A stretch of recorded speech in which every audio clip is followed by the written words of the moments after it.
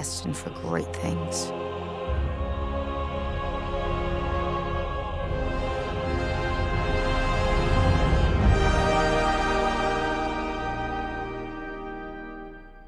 I think Jupiter is someone who doesn't know if they're worth more. It's someone who doesn't know if they can achieve more. It's someone who doesn't know if there's more to life and kind of sleeps her way through it until somebody or something shakes her. Wstawaj, wstawaj. I hate my life. There are all these people, and I recognize myself as one of them who, at times in their lives, are very unhappy with their lives. And then they go on journeys or they go in search of what they want or what they need. Everybody can relate to that moment in their life. I mean, at least I know I can. Sometimes you don't know which path to take and you don't really know what road you're on, and something or somebody has to come in and kind of shake you and wake you up and make you realize that there's more to life than just being an empty shell. And that was sort of the beginning of Jupiter. And like, hey, how about this modern Cinderella whose life is full of drudgery and a crazy family? As fast and as furious as you're almost on top of me. Let me guess, another advance. I'll earn it back. No. You mean you'll waste it trying to make yourself feel better by buying some... English, please. We use English in this house. Listen there, buddy. What's happening in that way? The family of the Bolotnikovs were hilarious. I like that it has a very broad, fun tone. Like Dorothy or Alice.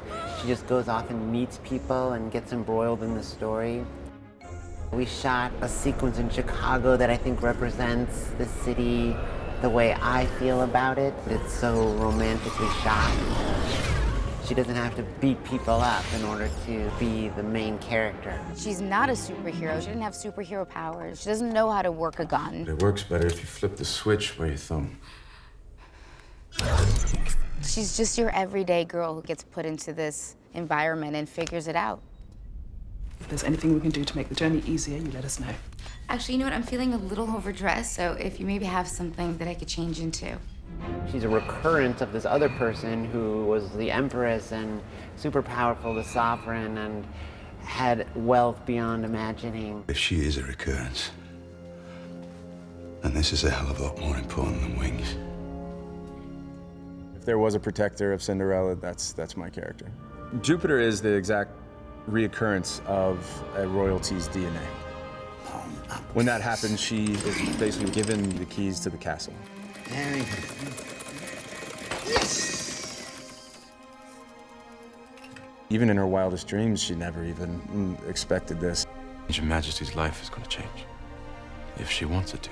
I like that it has this really beautiful romance and that they sort of help fulfill something in each other. I think Caine senses just an innate goodness in her and just a quality that maybe he doesn't get to experience very often. Can you say that again? Just the Your Majesty part. Your Majesty.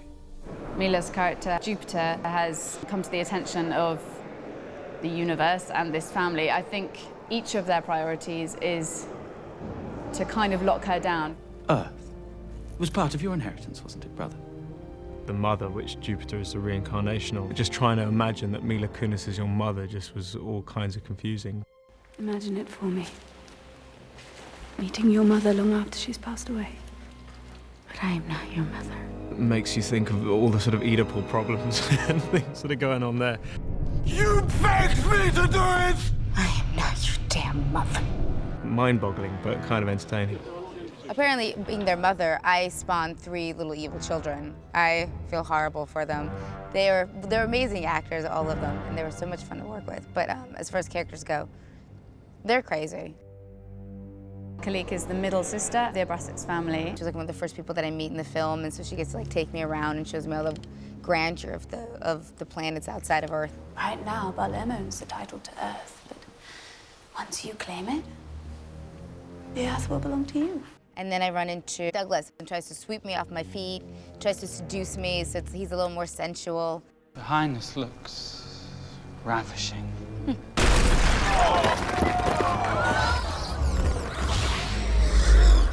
Caine? Whoa!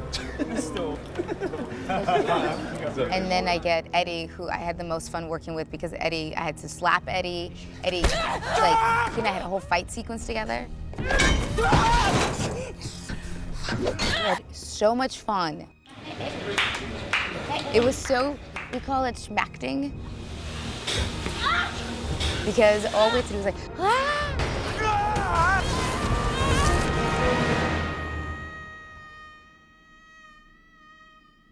pretend like you're being thrown off of these massive buildings, and it was really fun.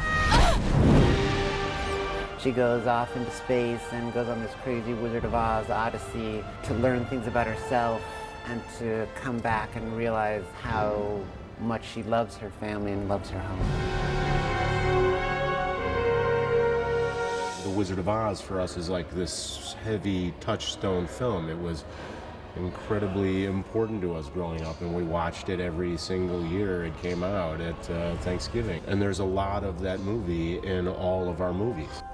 I really just want to go home. The way that home acts as this sort of center of gravity for our lives, and it doesn't necessarily mean where you were born or where you came from, but just your sense of home. The DNA of that is something that I think happens every time we make a movie or every time we make a piece of art.